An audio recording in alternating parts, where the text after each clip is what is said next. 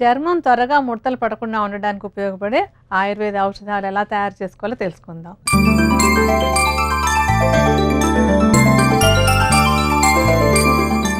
ఇందులో ఏంటంటే ఒకటి మనం ఔషధం తయారు చేసుకోవడం కాకుండా రెడీగా ఉన్నదాన్నే వాడుకుంటాం. అదేంటంటే ఆముదం. ఆముదం ఏంటంటే వాతహరంగా ఉపయోగపడుతుంది అనమాట. అంటే వాత దోషం ఎక్కువగా ఉంటే కనుక చర్మం త్వరగా ముడతలు పడిపోతుంది. ఈ ఆముదం వాతహరంగా ఉండి చర్మం ముడతలు పడకుండా ఉండడానికి బాగా ఉపయోగపడుతుంది. దీన్ని ఎలా వాడుకోవాలంటే ప్రతిరోజు రాత్రిపూట పడుకోవడానికి ముందు కొద్దిగా ఒక చెంచాడు ఆముదాన్ని తీసుకుని ముఖం అంతా కూడా మృదువుగా మర్దన చేసుకుని రాత్రి అలా ఉంచేసుకోవాలి. ఉదయం దాన్ని కడుక్కోవచ్చు అనమాట. అలా ప్రతిరోజు రాత్రిపూట కొద్దిగా ఆముదాన్ని ముఖానికి కనుక మర్దన చేసుకుంటున్నట్టయితే చర్మం తొందరగా ముడతలు పడకుండా ఉంటుంది. అలాగే ఇప్పుడు ఇంకొకటి ఏంటంటే చర్మం ముడతలు పడకుండా ముఖం ఇంకా అంటే యంగ్గా కనిపించడం కోసమని కొన్ని ఆయుర్వేద మూలికలతోటి మరొక ఔషధం తయారు చేద్దాం. ఆ ఔషధం తయారు చేసుకోవడానికి మనం మొట్టమొదట తీసుకునేది ఏంటంటే సుగంధి పాల.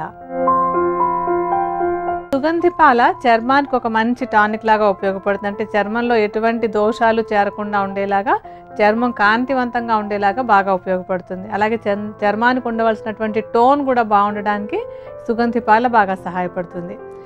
ఈ సుగంధి పాలని చూర్ణంలాగా చేసేసుకుని సుమారుగా ఒక 20 గ్రాముల పరిమాణంలో తీసుకోండి.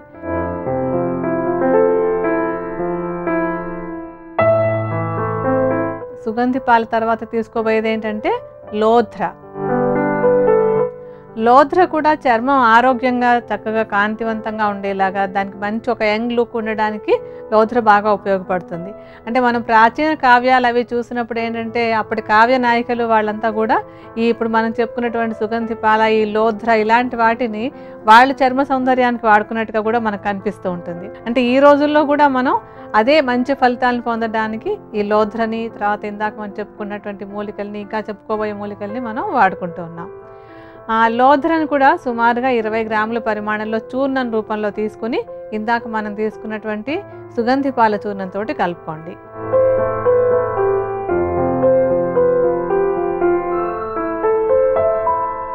తర్వాత మనం తీసుకోవాల్సినటువంటిది ఏంటంటే తుంగముస్తలు. తుంగముస్తలు కూడా మనకి ప్రకృతిలో సహజంగా దొరికేటువంటి చక్కటి స్కిన్ టానిక్ లాంటివి. అలాగే ఇవేంటంటే చర్మం మరీ చెమటలు పడిపోయేలాగా కాకుండా, లేకపోతే ముడతలు పడకుండా ఉండేలాగా, టోన్ బాగా మెయింటైన్ అవ్వడానికి కూడా బాగా ఉపయోగపడతాయి.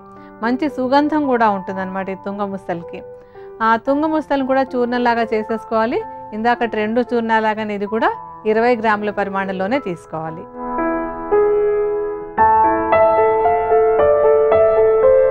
తర్వాత మనం తీసుకోబోయేది ఏంటంటే అతి మధురం. ఈ అతి మధురం అనేటువంటిది చక్కటి రసాయనం లాగా ఉపయోగపడుతుంది. అలాగే చర్మం అంటే ఈ రసాయనం అనేటువంటిది ఎప్పుడు కూడా ఏంటంటే వయసు పైబడేప్పుడు వచ్చేటువంటి లక్షణాలు ఏవి తొందరగా రాకుండా ఉపయోగపడేటువంటి మూలికలు. వీటన్నింటిని కూడా మనం కడుపులో కూడా వాడుకుంటాం. ఇప్పుడు వాడే మూలికలన్నీ కూడా మనం కడుపులోకి వాడుకోవచ్చు, పైపోత కూడా వాడుకోవచ్చు అనమాట. ఈ అతి మధురం అనేటువంటి రసాయనంగా ఉపయోగపడేటువంటి మూలిక చూర్ణాన్ని కూడా 20 గ్రాముల పరిమాణంలోనే తీసుకోండి. తర్వాత మనం వేసుకోవాల్సినటువంటిది ఏంటంటే చందనం. చందనం అందరికీ బాగా తెలిసినటువంటి మూలిక. మనం చర్మానికి మంచిదనేటువంటిది కూడా మన దేశంలో అందరూ వాడుతూ అనుభవంలో తెలుసుకున్నటువంటి మూలిక కూడా ఇది. ఇది వయసు పైబడ్డప్పుడు వచ్చేటువంటి చర్మపు ముడతలు తగ్గించడానికి కూడా చందనం బాగా ఉపయోగపడుతుంది. మంచి చందనం చూర్ణాన్ని 20 గ్రాముల పరిమాణంలో తీసుకోండి.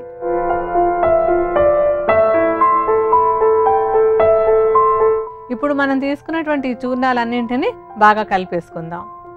మొత్తం 5 రకాల చూర్ణాలను తీసుకున్నాము. ఈ చూర్ణాలన్నింటినీ బాగా కలిపేసి భద్రపరచుకోవచ్చు. దీని ఏంటంటే ఈ చూర్ణాల మిశ్రమాన్ని మనం కడుపులోకి వాడుకోవచ్చు, పైకి కూడా వాడుకోవచ్చు అనమాట. కడుపులోకి వాడుకోవడానికి ఏం చేయాలంటే సుమారుగా ఒక చెంచాడు చూర్ణాన్ని తీసుకుని దాన్ని ఒక అరకప్పు నీళ్ళలో నానబెట్టి ఉంచేసేయాలి. నానబెట్టి ఉంచేసి దాన్ని ఉదయం నానబెడితే సాయంత్రం పూట, సాయంత్రం నానబెట్టినది మర్నాడు ఉదయం పూట తీసుకోవాలి. అంటే తీసుకోవడానికి ముందు కొంచెం వడగట్టేసి ఆ మిశ్రమంలోంచి వచ్చినటువంటి ఆ శీత కషాయం అంటాం. అంటే ఇలా నానబెట్టి వచ్చినటువంటి దాన్ని శీత కషాయం అని చెప్తాము. ఈ కషాయాన్ని ఉదయం సాయంత్రం 2 పూట్ల తీసుకుంటూ ఉండొచ్చు. అంటే ఇదేంటంటే చర్మం ముడతలు పడకుండా ఉండడానికి మాత్రమే కాకుండా చర్మం ఆరోగ్యంగా ఉండడానికి కూడా బాగా తోడ్పడుతుంది.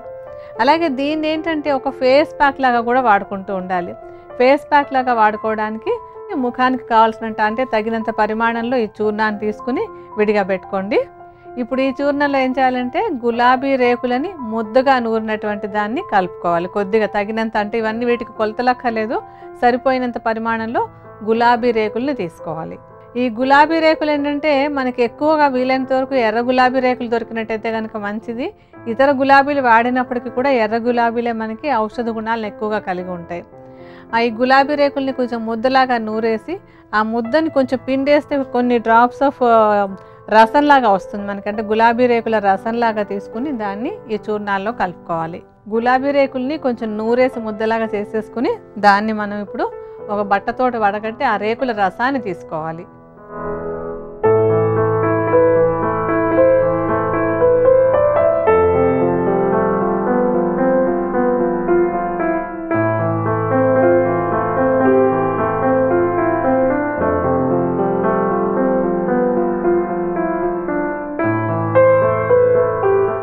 ఇంకా మనకి ఏంటంటే ఇందులో కలుపుకోవాల్సినటువంటిది కీరదోసకాయ.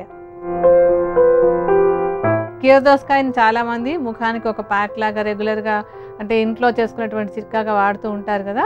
ఈ కీరదోసకాయ రసం కూడా మనకి చర్మం టైట్గా ఉండడానికి, ముడతలు పడకుండా ఉండడానికి బాగా ఉపయోగపడుతుంది.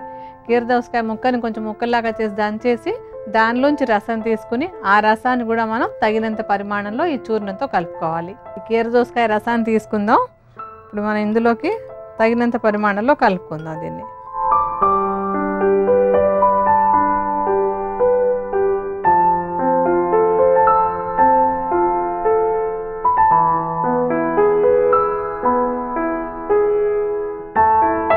అంటే ఒక ఫేస్ ప్యాక్ లాగా వేసుకోవడానికి సరిపోయినంత పలుచదనం ఉండాలన్నమాట.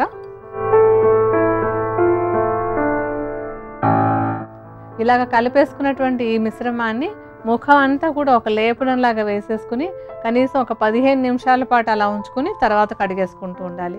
ఈ విధంగా వారంలో కనీసం 3 లేదా 4 సార్లు మనం ఇందాక పెట్టుకున్నటువంటి చూర్ణాల మిశ్రమంలో కీరదోసకాయ రసాన్ని, గులాబీ రేకుల రసాన్ని కలిపేసుకుని ఫేస్ ప్యాక్ లాగా వేసుకుంటూ ఉండాలి. ఇది కనుక రెగ్యులర్గా యూస్ చేస్తున్నట్టయితే కనుక ముఖం మీద ముడతలు పడకుండా ఉండడానికి, అంటే తొందరగా పడకుండా ఉండడానికి, మరీ వార్ధక్యంలో కూడా పడవని కాదు, తొందరగా ముడతలు పడకుండా ఎక్కువ కాలం యంగ్గా కనిపించడానికి ఈ మిశ్రమంతో తయారు చేసుకున్నటువంటి ఫేస్ ప్యాక్ అలాగే మన కడుపులో తీసుకునేటువంటి ఔషధం కూడా బాగా ఉపయోగపడతాయి.